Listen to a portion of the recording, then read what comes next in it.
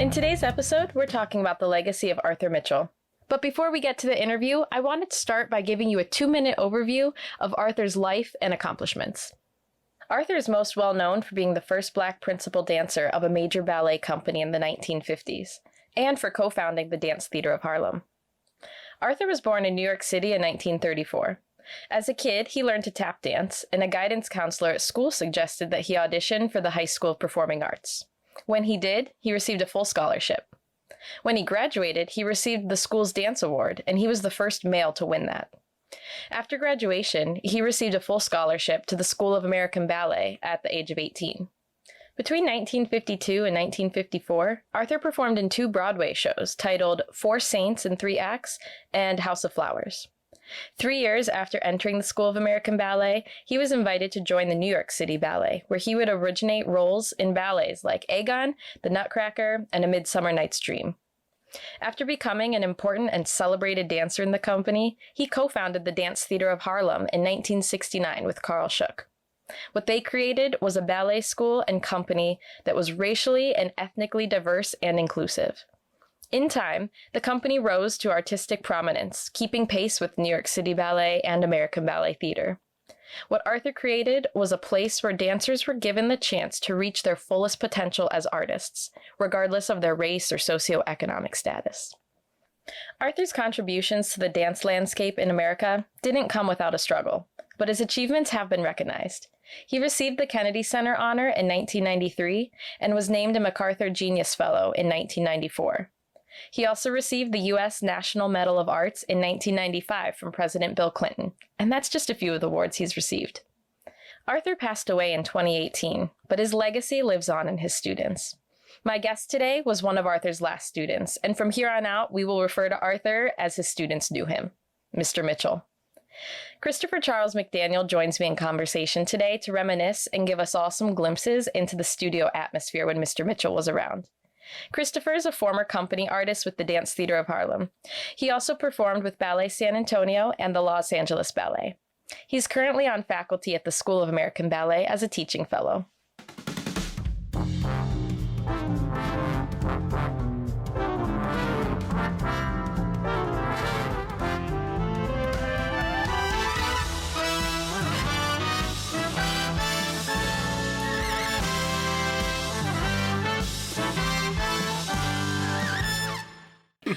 All right. Today on the podcast, we're going to welcome Christopher Charles McDaniel, and he's here to talk to us about his experiences with Arthur Mitchell. Hi. Hi. I'm so excited to have you here. All right. The first thing I wanted to find out from you was, do you remember what your first encounter was with Mr. Mitchell, whether it was in a film or in person, or what was that? Wow, great question. So the first time I saw him... The first time I saw Mr. Mitchell was during one of my classes. I was in level 1, and we were in the studio. We're in Studio 1. It's the smaller studio on the first floor. And he just appeared at the door, and I had never seen him before. And I had seen, like, the pictures of him around the building, but they were, like, older pictures from, like, when the company had first started and stuff. So as the new kid in the school, I hadn't really met him yet. And so then he just appeared in the doorway, and it wasn't like someone introduced him or said, oh, here's Mr. Mitchell. The teacher immediately, like, kind of, like, there was this moment that happened, and the pianist got taller, the teacher got taller, and everything in the room just elevated. Mm-hmm. And so I just knew that was him. Yeah. Yeah, and then he kind of took over the class, which he did a lot, so. That's a question that I was going to ask you later was, how did the energy in a room change when he walked in? So that was your first experience, but later on, what was the pattern of, he walks in and... Yeah, he walks in and everyone becomes excellent. Mm-hmm. So whether you were on the floor dancing something or if you were on the side, all of a sudden everybody was out of any sort of warm-ups. You were standing up doing a tendu or something. You were presenting yourself in the most... immaculate way, because he wouldn't say a word. He would just appear by the door, and you knew that you had to be doing something. Yeah. You were, like, if he caught you sitting on the floor, for one thing, that was just no good. Like, that was, like, not allowed. So, you know, everything just rose in level. Everyone just kind of got a little taller. I think there was also kind of this like, I hope I'm not caught doing something wrong. You didn't want to be on his bad side, so you just wanted to make sure you were presenting something well. So, yeah. As a student, how did you and the other students view Mr. Mitchell? Of course, there's a reverence there, but was he intimidating? Was he friendly? What was his demeanor like? Yeah. For some people, I think he was really intimidating because, you know, I think he was a man on a mission. So the term that's often used is taskmaster, which, I mean, yeah. You know, but for me, I was so intrigued by this idea that if you did what he wanted, you would get all this praise and, you know, this love from him. But if you didn't, you were in trouble. So I, you know, caught on very early as a kid that like I just needed to be doing what he wanted. And I saw, because I would get up here really early from school, so I saw how he worked with the company dancers. So I always put myself in that kind of space of, all right, if Mr. Mitchell were in the room, he would want this. So when he was in the room, it was like, don't do anything that's going to make him upset. But I thought that he had a way of bringing out the best in someone. He could also tear you down too.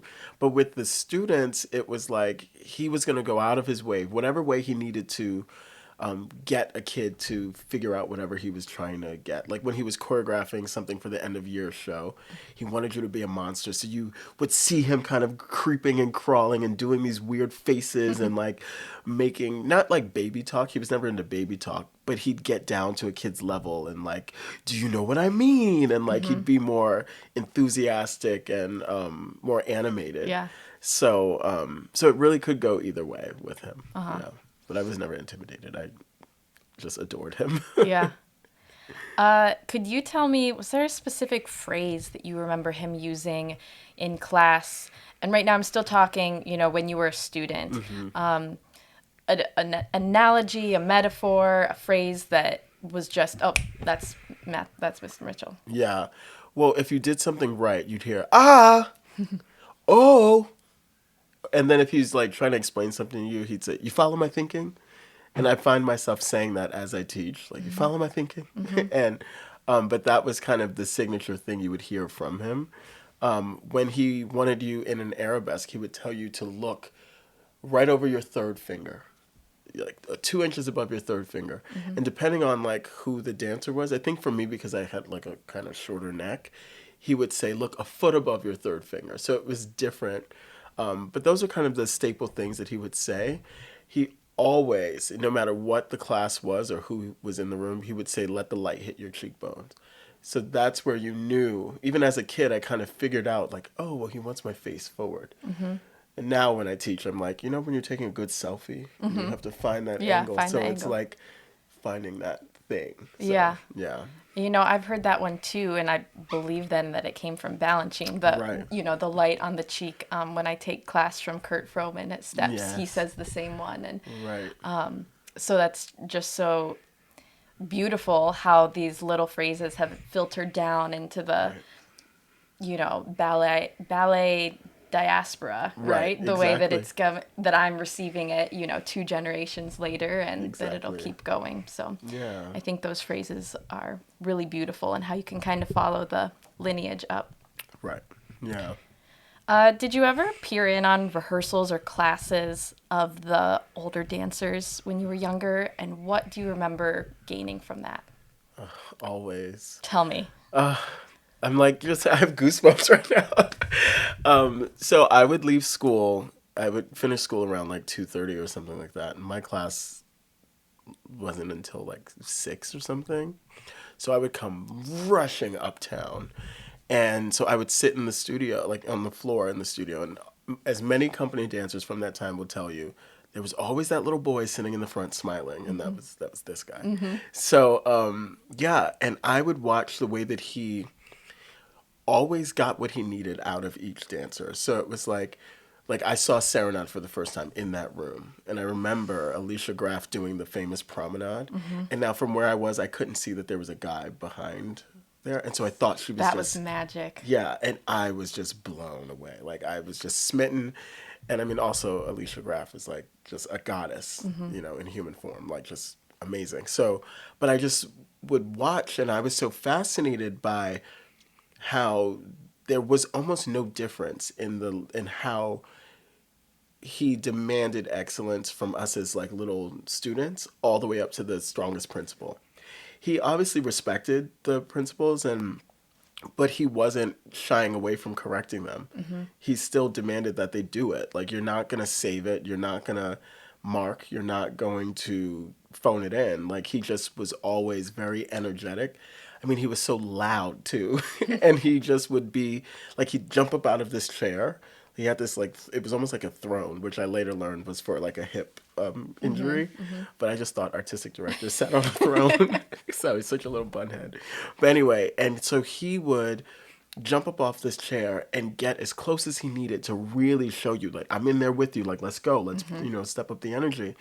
And so I got to see a lot of dancers grow from like being in the core to then being promoted or dancing principal roles, and him coaching them or him teaching ballets. He would also, if he felt like he needed to stop a rehearsal and turn it into a pas de deux class, he would do that. Or just make that. I vividly remember him making all the women just walk across the diagonal because he didn't like the way that they were walking in the ballet. And there's a we call it the DTH tip, where the women walk as if they're like on a catwalk, but it's like a little less. And so he was so specific about those sort of things that he would then make the whole next hour about walking across the diagonal. Wow. And so I saw this kind of stuff as a kid. Yeah. And then when he would teach class, he had a way of scatting when he would teach. So he wouldn't say, tandu and a in. He goes, za, ira, ira, ira, ira, ira, ira, ira, ira. And you'd be like, what is it? Like, what? But because I, you know, was always around, I kind of picked up on, okay, that's the musicality, the phrasing of it. So then he would say, da, ira, ira, ira, ira. And then I would do it right away. And he would laugh because he'd be like, how did you know to just do? And I'm like, well, because I've been watching. So, but yeah, I watched so much of him working with the dancers. And it was really kind of magical getting to see how it all came together. So, yeah. And you got to see from an early age that you weren't getting watered down teaching. You were seeing, wow, that correction he gave me earlier today, he gave that to someone in the court today as well. Right, you know, that we're exactly. all getting the same high caliber training that's you know, it's given to us in the way that you could understand it at your Right, age. exactly, But it was the same exactly. quality. Yeah. And the other funny thing that would happen is there were a couple times where he would, I'd be sitting there and he'd be like, where is it? Because sometimes he would forget my name, which like just drove me insane. But it was so funny because he would forget, like he would remember your mom, what you ate the day before. He'd remember exactly where you're from, but the name would slip him in the moment. And so he'd say, Miss from Louisiana. Like, how do you remember Louisiana, but you don't remember, you know? And so he'd say, where's that tiny little boy who's always white? Come here. Do his entrechassis. And so he'd have me jump up and do it. And then some like principal is sitting there like, you're going to really have this like 12-year-old show me right now. And so it was like, he'd do weird things like that.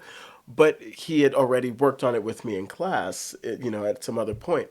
So then it's like, oh, you know who can do it? Well, where's that little boy? So he would do things like that when I was just sitting there watching, like in awe. Yeah. So it made me feel like there was another, like I knew that I was wanted and that this was something I could aspire to because just the way that he communicated. So, yeah.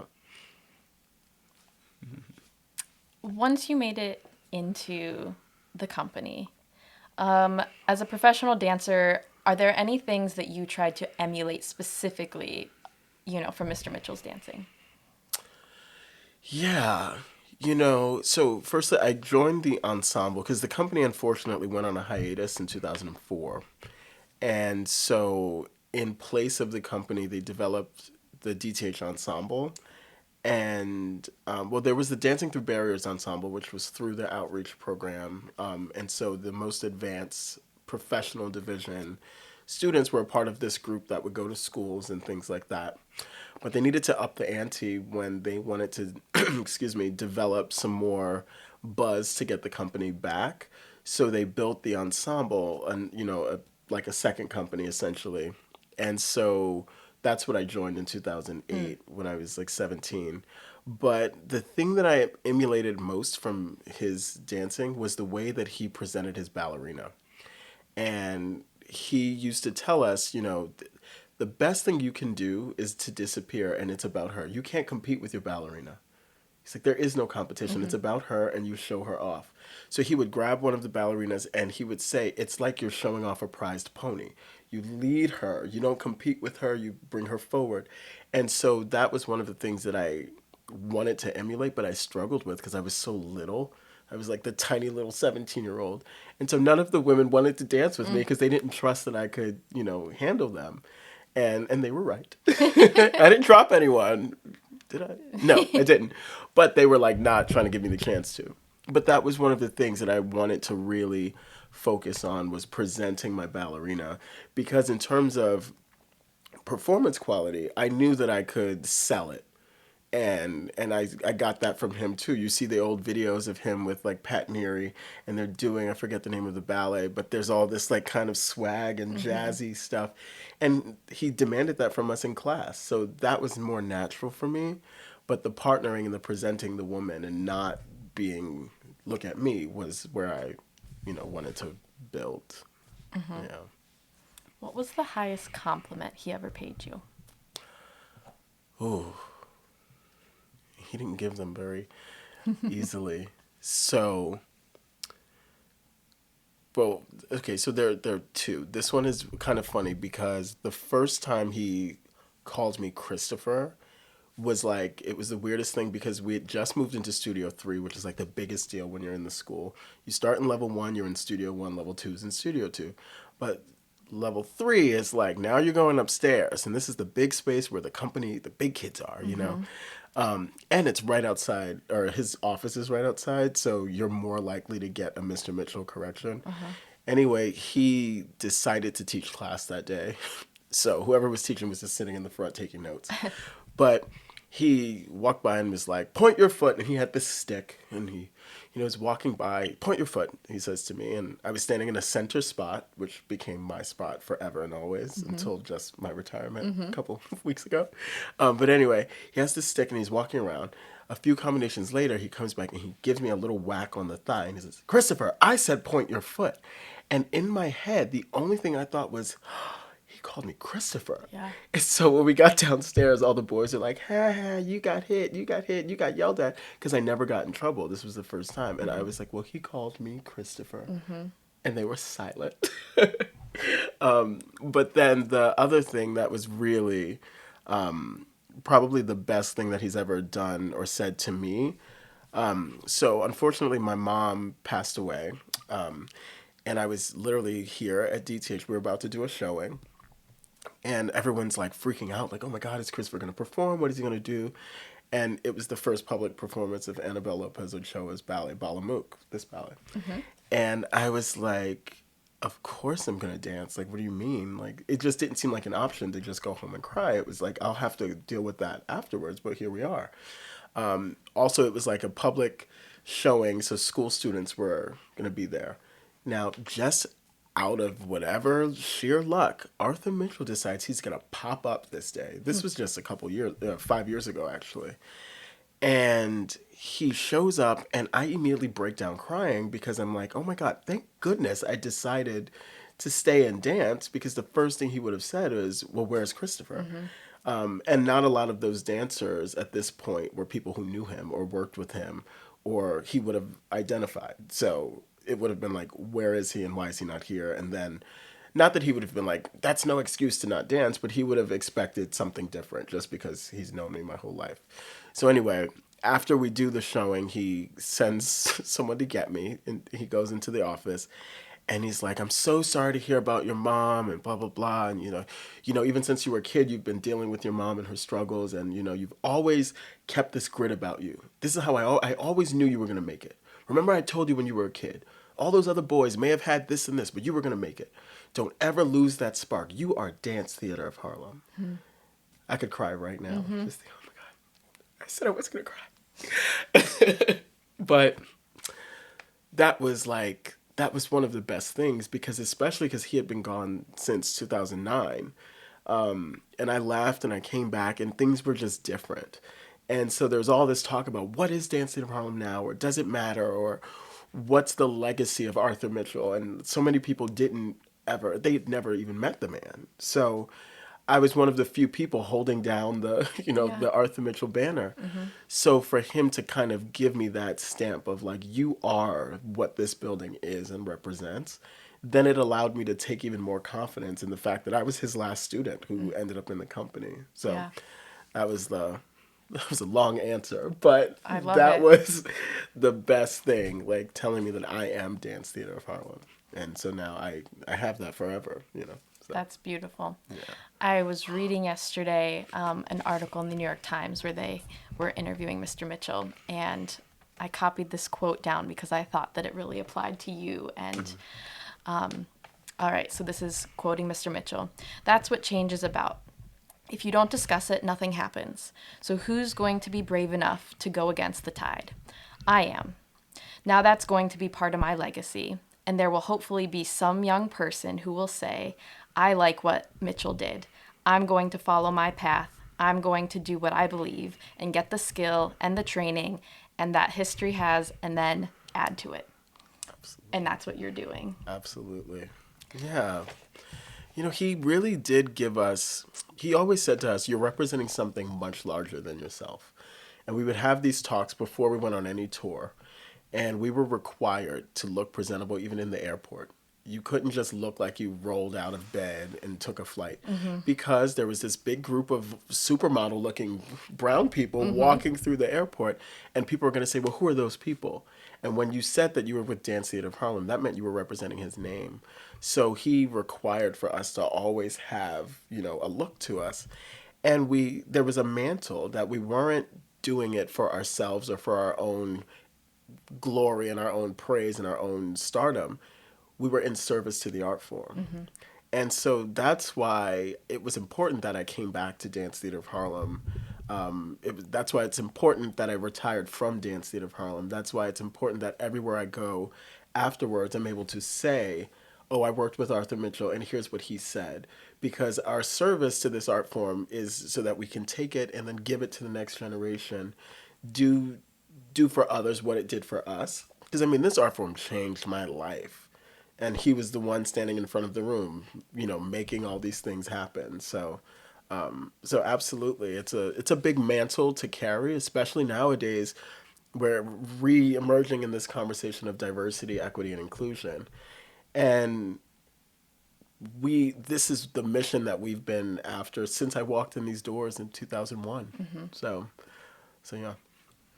So we talked about the highest compliment he ever paid you, and I want to look at the flip side of that coin. Was there ever a time where he challenged you on something? And it could be in the studio, but it could be more of a pulled you into his office and said, hey, we need to talk about something, and something that was difficult at the time, but looking back, you realize, you know, what you learned from that. Absolutely. Yeah, from that push. He was never shy about telling me I had terrible feet. And child, I understood right away. And I was like, okay. I get it. I get it. Excuse me. He even he embarrassed me so much in front of a full audience in the studio. And he grabbed me. He was complimenting me, but he's like, this is Christopher. None of the other teachers think he's going to be a dancer because he has terrible feet. But I guarantee you, of all these 25 boys, he's going to be the only one who makes it. And I was like, I just don't know how to perceive this. But I think I had just turned 18, or maybe I think I had just turned 19. And I didn't realize then that he was kind of gearing up to leave, because they didn't tell us anything about his departure, which is another thing that just was heartbreaking. But anyway, he pulled me into the office and he's like, listen, I'm not sure when the company is going to be back up and running, but I know that you want to dance and you deserve to dance and have the career that you've worked for. So I need you to leave. I need you to go out into the world, go and dance somewhere else. But the thing is, if you go somewhere where you're the only black dancer, they're only going to look at your feet and they're not going to give you the respect that you deserve because your feet are terrible. And I was just like, as he's saying that, he's rummaging in this bag, all this plastic noise, and he pulls out a pair of fake arches, puts them on the table. And I was so like, and this is the thing, I'm kind of weird, as people who know me know, I'm a little weird. And as much as I wanted to be offended by it, it still flipped in my head of like, oh my God, he cares so much that he's going to make sure he tells me the truth, but then gives me a solution. But child, he handed me those farchas, and I was just like, I do not believe that this is happening. And it's just me and him in the office. And when you got called into the office, it wasn't like an exciting thing. Like, you were normally called in because you were in trouble. So I was already like, and it wasn't like it was a scheduled meeting or anything. It was like him looking around, and when he's doing this thing, like, who am I looking for? You. You're and I sweating was like, already. or he'd send someone to come get you, which was worse. Like, it's one thing if he says, come here, then you just have to walk across the studio to think about your sins. If he sends someone, they can decide if they're going to be like, you're in trouble, Mr. Mitchell wants you. So anyway, so yeah, that really, and it broke my spirit a little bit because it was like, it was something that I couldn't control. In a sense, it's like, these are the feet the Lord gave me, you know? But I had been working them well. And he did say that too, like, you're working well and I see you trying. But if you go to a company and you're the black one, they're going to look at your feet and that's it. And he was harsh with that. And so that was probably that was the thing.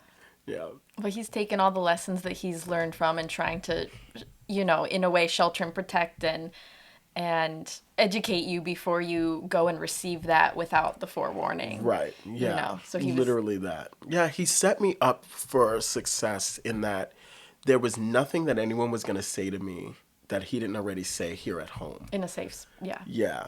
And so if I could receive it from Arthur Mitchell, nothing anybody else said after that was going to make a difference.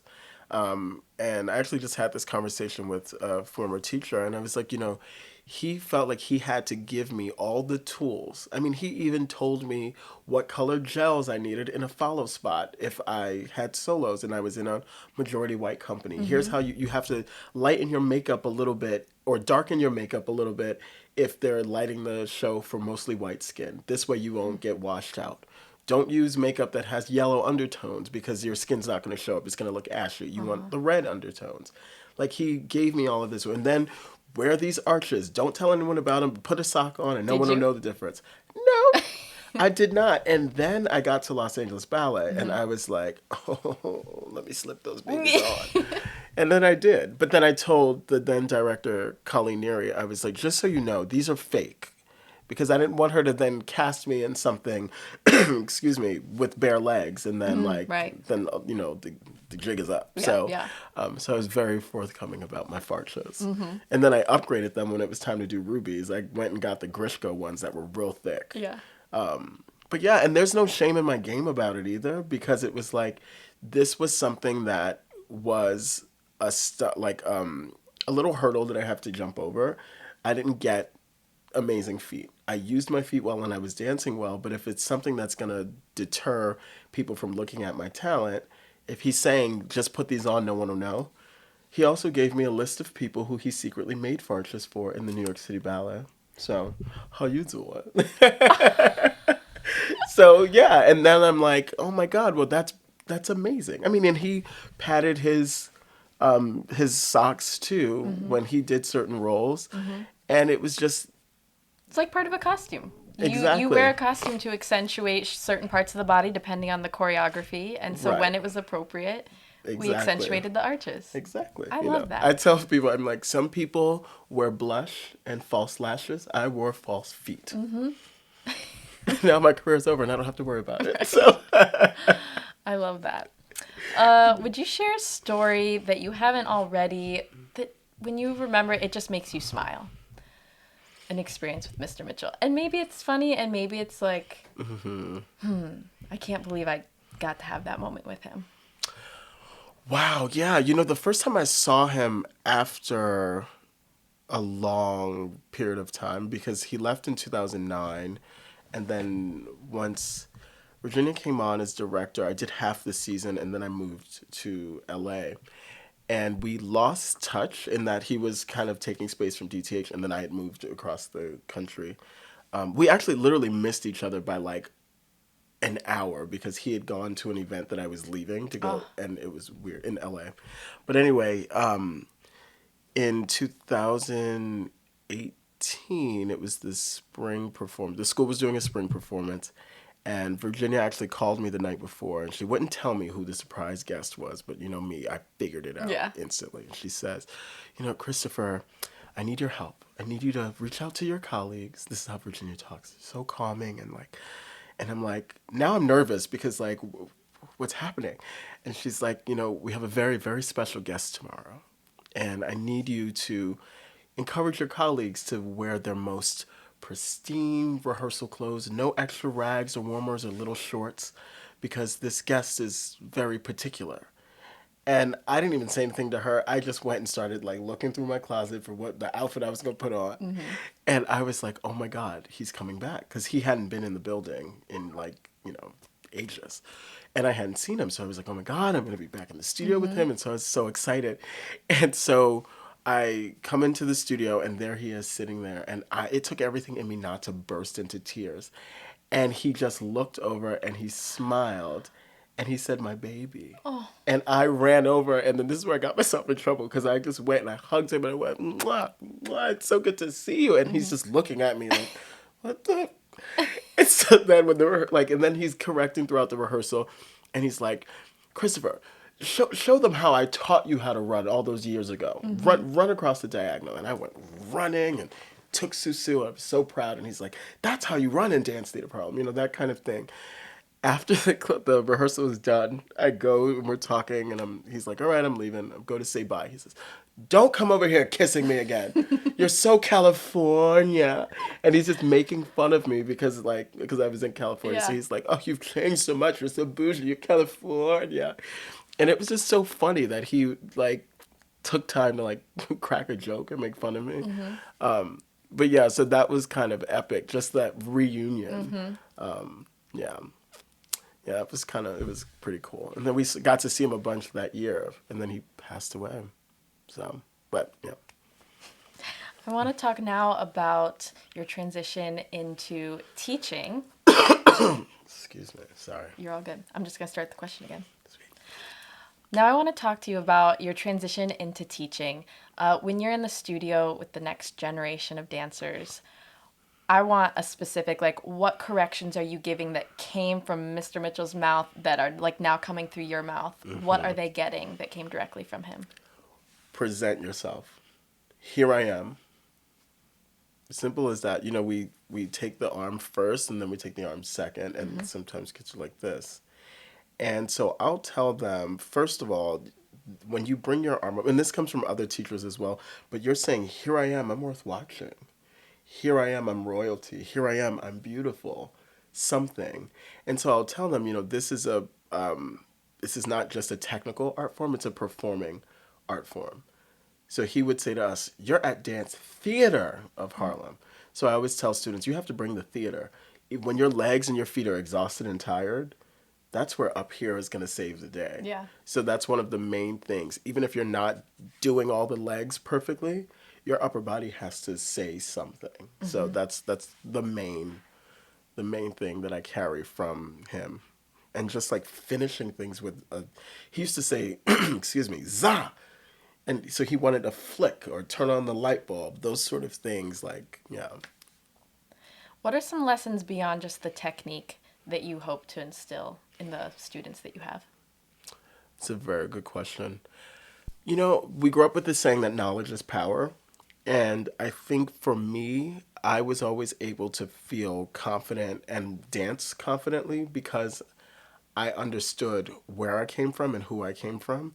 So I'm one of few dancers who started in a majority Black organization. In fact, I always say this and people think I'm crazy. I didn't know that white people did ballet.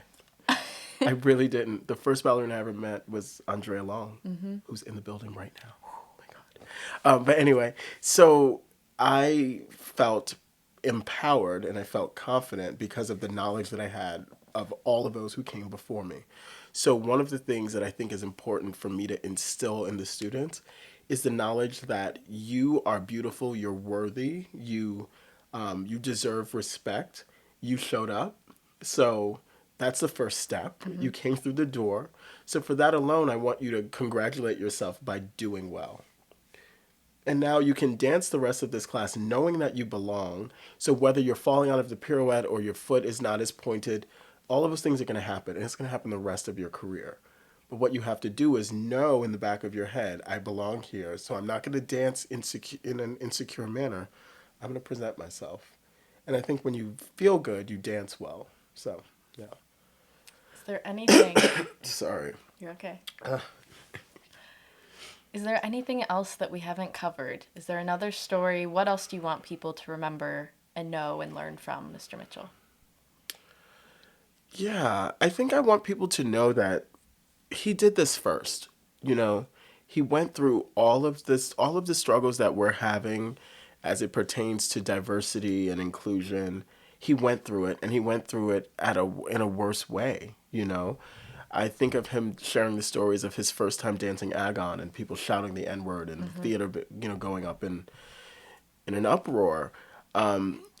And so I think of those things and I think about what we are going through now. And it's not like, oh, well, he had it worse, so we need to stop complaining.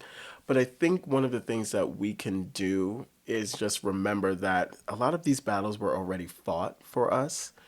And we need to,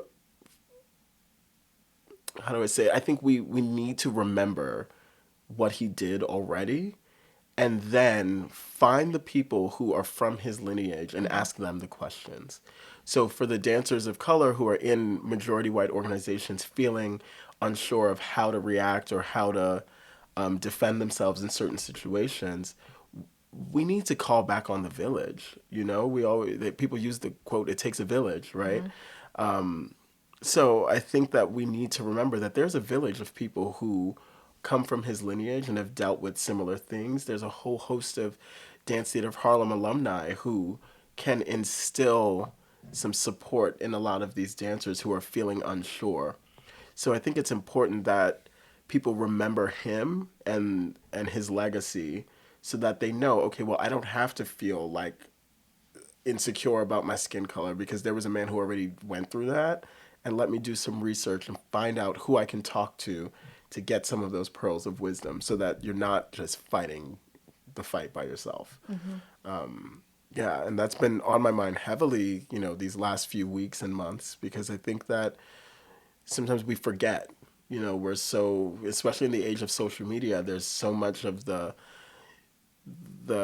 personalized experiences being shared, but we're not looking back to the fact that this is already, like, history is repeating itself.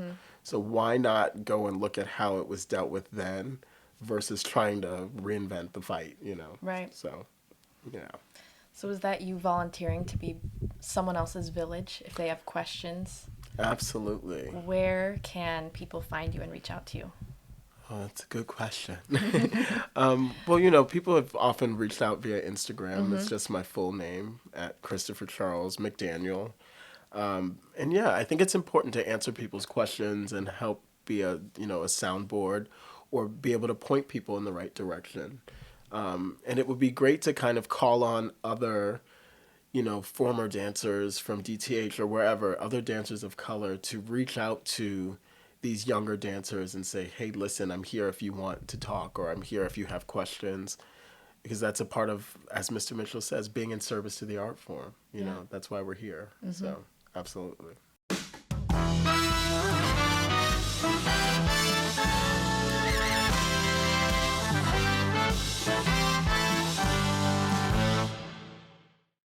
The Immortal Icons of Dance podcast is written, produced, and edited by me, Lauren Johnson. Our music is written by Shelby Rassler of Jenkins and Rassler, and technical support is generously provided by Libby Lessenhop.